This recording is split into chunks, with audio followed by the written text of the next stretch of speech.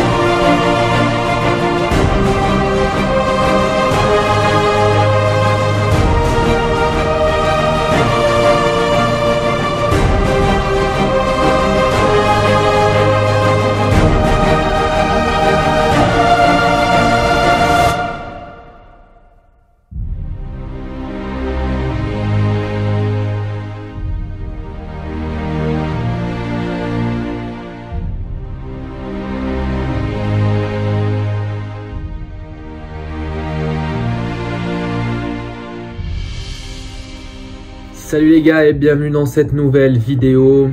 Voilà, le parcours du Maroc lors de ce mondial de Qatar 2022 prend fin, enfin j'ai envie de dire, suite à ce match-là qui vient de disputer face à la Croatie. On a commencé avec la Croatie, on a terminé avec la Croatie. On aurait aimé avoir cette troisième place et cette médaille. Ça aurait pu être une fierté énorme de ramener une médaille d'une Coupe du Monde au pays. Et malheureusement, les Croates ont été beaucoup plus efficaces et c'est pas démérité non plus. On va pas rentrer dans le débat de l'arbitrage. Pour moi, l'arbitre il a été catastrophique pour les deux équipes. Il y a eu des pénaltys non sifflés pour le Maroc et pour la Croatie, donc on va pas rentrer dans ce débat-là. Dans tous les cas, la Croatie elle mérite cette troisième place aussi. Ce n'est pas du tout démérité. Ils ont fait deuxième en 2018, maintenant troisième.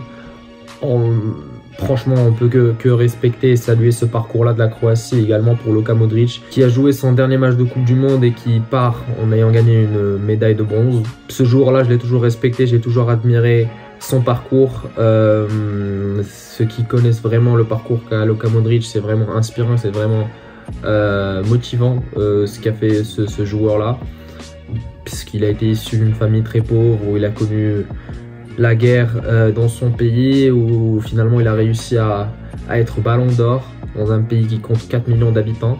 Maintenant ce pays même finit troisième du mondial et deuxième du mondial précédent. On peut respecter franchement cette équipe croate. Maintenant en ce qui concerne le Maroc, franchement que dire de plus de cette équipe du Maroc qui nous a fait vivre des émotions et des vibrations que moi personnellement je n'ai jamais vécu. Ça fait des années que je garde le football, ça fait des années que je garde les matchs du Barça. Combien de fois le Barça m'a rendu heureux, ou même l'époque de Messi aussi m'a rendu tellement heureux, mais jamais de la vie, je le dis bien, je le dis haut et fort, je le dis haut et fort, jamais de la vie, je n'ai ressenti ce que j'ai ressenti lors de ce mondial-là avec l'équipe du Maroc. Et franchement, je ne peux que être fier et je sais pas les gars, je me rappellerai à vie de ce mondial-là et c'est le cas pour tous les Marocains. On a vécu un mois de folie, vraiment. Tout s'est arrêté dans nos vies, on vivait que pour l'équipe nationale et faut dire un truc les gars, on a réussi à jouer tous les matchs du mondial, 7 matchs du mondial, parce que même ceux qui joueront la finale vont jouer 7 matchs. Donc avoir terminé dans le dernier carré, c'est une fierté immense. Et ça ne peut qu'inspirer toutes les autres équipes africaines pour leur dire que c'est possible. Alors, finalement, le pari de Samuel Eto'o n'était pas si fou que ça. Donc, chapeau les gars, chapeau Walid, chapeau à tous les joueurs. Ce parcours est incroyable. Maintenant, en revenant sur le match, vu que c'est un débrief et j'ai envie de parler de quelque chose qui se sont arrivés lors de ce match-là, on a bien vu que Walid Regragui est rentré dans ce match-là avec un 11 plutôt différent que d'habitude, puisque le but était pour lui, c'est de faire jouer les joueurs qui n'ont pas encore eu l'opportunité de disputer un match de Coupe du Monde. On cite El Khanous, Zrori et Ilyes Chaher. C'est chose faite, les trois ont joué. On a eu encore une fois 2 blessés, encore une fois deux défenseurs centraux qui sont Daré et Liamer. D'ailleurs, au passage, bravo à Achraf Daré pour son but. Franchement, je sais à quel point c'est important pour lui. Un joueur formé au Maroc et ayant joué au Wydad et qui a été transféré cet été dernier à Brest et que là, il finit par marquer un but lors d'une Coupe du Monde. Certes, c'est un match de 3e place, mais ça reste un but lors d'une Coupe du Monde. Et on se rappellera, il fera partie des buteurs de cette Coupe du Monde historique du Maroc au Qatar en 2022. Donc bravo Khouya, bravo. Mais ce qui s'est ressenti surtout dans ce match-là, c'est l'absence de Saïss et Aguerd. Tout comme le match précédent face à la France, on a vu beaucoup d'erreurs défensives et d'imprécisions. Quand il y avait Saïss et Aguerd, on sentait une sérénité défensive. On savait qu'on avait une défense de fer. Et c'est pas pour rien tout le monde disait qu'on était la meilleure défense de ce mondial. Justement parce qu'on avait Saïss et Aguerd et un gardien magnifique et 2 latéraux monstrueux. Maintenant, si ta défense centrale n'est pas celle que tu fais jouer d'habitude, c'est pas évident. D'autant plus que Saïss, c'est le capitaine de l'équipe. Donc les joueurs ont eu l'habitude d'être guidés par Romain Saïss. Ils sont blessés avec Aguerd malheureusement, tout comme Liamer aussi qui a fini blessé. On n'a pas eu de chance, je trouve, à ce niveau-là, surtout pour les défenseurs centraux parce qu'on a eu que des blessés à ce poste-là. Maintenant, il y en a qui parlent du fait que voilà, ce n'est pas normal d'avoir autant de blessés. Écoutez les gars, jamais de la vie le Maroc a fait 7 matchs de haute intensité dans une compétition comme la Coupe du Monde, jamais de leur histoire. Donc et même les joueurs qui y ont participé, ils n'ont jamais fait des matchs de haute intensité. Tous les joueurs qui ont participé à cette Coupe du Monde, leur meilleur palmarès, je crois que c'est quart de finale d'une Coupe d'Afrique des Nations et 3 matchs de phase de groupe de la dernière Coupe du Monde en 2018. À part ça, on n'a pas réussi à faire mieux.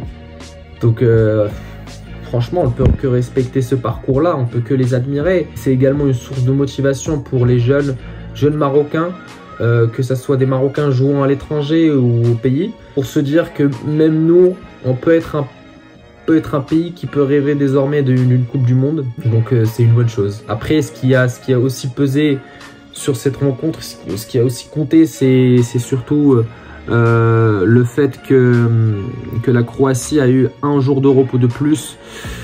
Bon, maintenant, comme je l'ai dit auparavant, la Croatie, c'est pas démérité ce qu'ils ont fait lors de cette Coupe du Monde. Franchement, eux aussi, ils ont fait un parcours incroyable. Certes, le nôtre est beaucoup plus médiatisé. On en parle un peu plus parce que c'est une équipe africaine et on n'a jamais fait ça. La Croatie, ils ont déjà fait l'exploit en 2018. Et même, quand on compare le parcours des 2 équipes, c'est pas pareil. Nous, on a battu de grandes nations de football comme la Belgique, le Portugal et l'Espagne. Eux, leur meilleur match était face au Canada. Puis après, ils ont fait que des matchs nuls. Et après, ils ont perdu face à l'Argentine. Donc, quand on compare les 2 parcours, on se dit que on ne peut que être fier.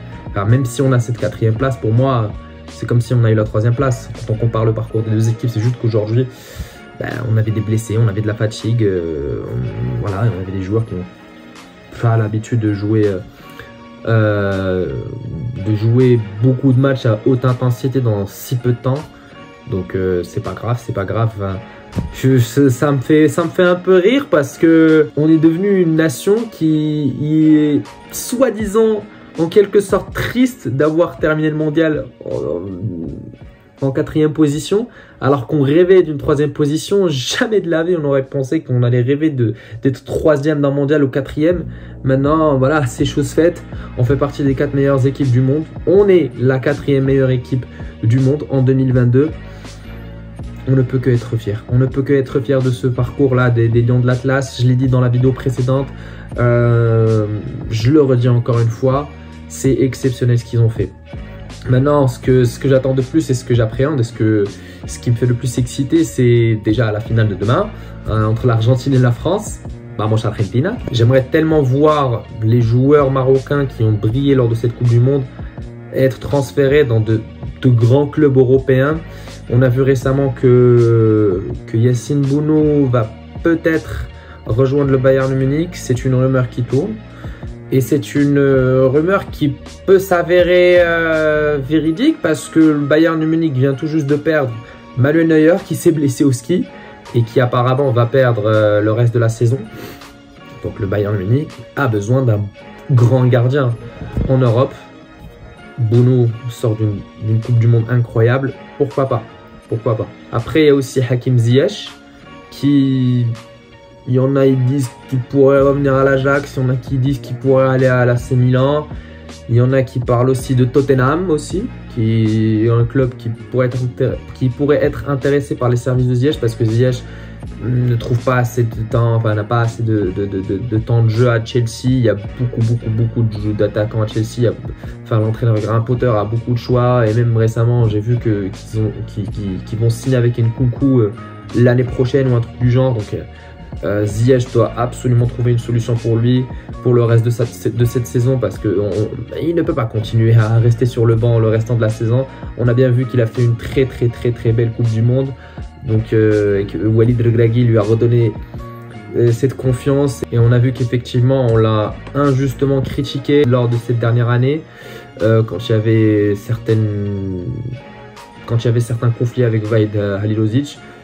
Maintenant voilà, j'ai envie qu'il aille briller dans un grand club européen, tout comme Amrabat et Ounahi qui pour moi c'est les meilleurs joueurs de cette équipe du Maroc avec Bounou un petit peu, mais Amrabat et Ounahi ils nous ont surpris, mais ils nous ont épatés lors de ce mondial là. Amrabat en tant que milieu défensif, le gars il récupère tous les ballons, il est impliqué dans tous les duels, il donne tout sur le terrain, il n'arrête pas de courir, c'est un gladiateur et tout comme son frère en 2018 il nous a tellement épaté lui également, mais Sofiane Amrabat il est un peu jeune. Et maintenant, il y a certaines rumeurs qui disent qu'il pourrait aller à Liverpool ou dans d'autres clubs de Première Ligue. Il y a également Atlético Madrid qui a été mentionné. Mais lui récemment, je pense qu'il avait déclaré comme quoi ça le flattait énormément que beaucoup de clubs européens, beaucoup de grands clubs européens s'intéressent à lui. Mais en revanche, lui pour le moment, il dit qu'il respecte son club actuel qui est le Fiorentina et qu'il ne veut pas se prononcer sur un possible transfert pour le moment. Donc on verra au temps voulu en janvier quand il y aura le mercato hivernal. En ce qui concerne Ounahi, il y a eu des rumeurs par rapport au Barça, par rapport à Leicester City, par rapport à Napoli. Moi personnellement j'ai pas envie de le voir jouer au Barça. Au Barça il y a énormément de bons milieux de terrain et je crois qu'il va un peu flinguer sa carrière s'il va au Barça, hein, franchement. Parce que au Barça, il y a une énorme compétition sur son poste, comme Pedri, Gavi, Frenkie de Jong et j'en passe. À Leicester City, ça pourrait être une bonne idée. West Ham aussi. Première Ligue, il peut trouver son bonheur en Première Ligue, franchement. Ça sera de toutes les façons mieux qu'Angers. Mais voilà, c'est tout ce que je voulais dire par rapport à ces joueurs-là. J'aimerais tellement les voir briller dans de grands clubs européens. Donc maintenant que ce chapitre du mondial du Maroc est fermé, on va commencer à réfléchir, à penser à la suite. Et la suite, c'est la CAN, c'est la Coupe d'Afrique des Nations de 2024. De janvier 2024 qui va se dérouler et qui va se jouer en Côte d'Ivoire. Je pense maintenant le Maroc n'a pas d'excuse pour ne pas aller chercher cette Coupe d'Afrique des Nations et c'est ce que Walid Regragui a déclaré en interview d'après-match. Maintenant, on doit travailler pour aller décrocher ou gagner cette Coupe d'Afrique des Nations. Il a aussi déclaré qu'on ne peut pas être les rois du monde avant d'être les rois de notre continent, et c'est des paroles tellement justes parce que certes on a eu de l'ambition, on a eu de Nia, on a eu tout ce qu'on veut, on a fait un excellent match face à l'équipe de France et ça s'est joué sur quelques détails. Aujourd'hui, c'était un match plutôt différent. Hein. Enfin, il n'y avait pas la même intensité, pas le même engouement, pas la même excitation que les matchs précédents. Mais voilà, il y a encore du travail à faire. On a prouvé à tous les pays africains que c'est possible d'accéder à une demi-finale de Coupe du Monde ou même d'une finale. Ça se joue sur des petits détails qu'on doit plus sous-estimer ces équipes-là, ces équipes d'Afrique, et que l'avenir sera meilleur certainement. Maintenant, on a une pression énorme pour aller gagner cette Coupe d'Afrique des Nations. Je ne vous mens pas que la pression elle est tellement grande, et que si jamais il y a un échec, la déception sera aussi grande que cette pression-là qu'on aura. Donc à voir comment Walid Regragui va aborder ceci, et j'en doute pas qu'il va préparer cette Coupe d'Afrique des Nations avec la meilleure des manières possibles. On a encore le temps, on a encore je crois 1 an pour la préparer, et cette fois-ci il aura suffisamment de temps pour bien travailler avec ce groupe-là. On a bien vu qu'en 3 mois il a réussi à nous ramener en demi-finale de Coupe du Monde. En 1 an, je pense qu'il peut nous ramener en finale et nous faire gagner cette Coupe d'Afrique des Nations qui manque tellement au palmarès de l'équipe du Maroc. La dernière fois qu'on a remporté une Coupe d'Afrique des Nations, c'était en 1976. Et la dernière fois qu'on a été en finale, c'était en 2004. Donc il va falloir remettre le drapeau marocain sur la carte de l'Afrique et sur la carte du monde. Bon là on l'a déjà remis sur la carte du monde avant de la remettre sur la carte de l'Afrique, ce qui est impressionnant. Mais voilà, il va falloir maintenant se concentrer sur cette Coupe d'Afrique. On a fait un parcours exceptionnel en Coupe du Monde, je le répète et je le répéterai jamais assez. Merci Walid, merci les gars, merci Bounou, merci Achraf Hakimi, merci Ziyech, merci Saïs, merci Egger pour votre combativité. Merci d'avoir sacrifier tout ce que vous pouvez pour jouer pour cette équipe nationale. On a bien vu qu'à la fin vous en pouviez plus. Merci à Soufiane Amrabat, tu as été un gladiateur et tu as été monstrueux, vraiment. Merci Ounahi, merci Nsere, tu nous as marqué des buts exceptionnels, et merci à Boufal, Boufalinho, cet artiste là qui a rendu fou tous les défenseurs des équipes contre qui on a joué avec ses dribbles exceptionnels. Mais l'avenir sera meilleur les gars, et on restera fiers quoi qu'il arrive de cette équipe nationale, parce que c'était monstrueux ce qu'on a fait. Donc merci beaucoup les gars pour votre soutien. Merci de m'avoir accompagné lors de ce mondial là qui était un petit peu spécial. J'ai fait pas mal de vidéos et j'en serai un petit peu nostalgique, hein. C'est pas la fin de la vidéo bien évidemment, on va continuer à faire des vidéos. Mais voilà, ce mondial là il restera gravé à vie ici et là.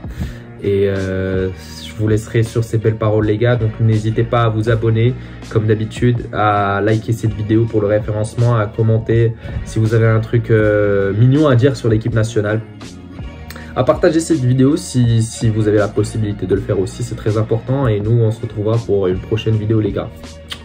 Ciao ciao et Acha al Maghreb les gars, Acha al Maghreb.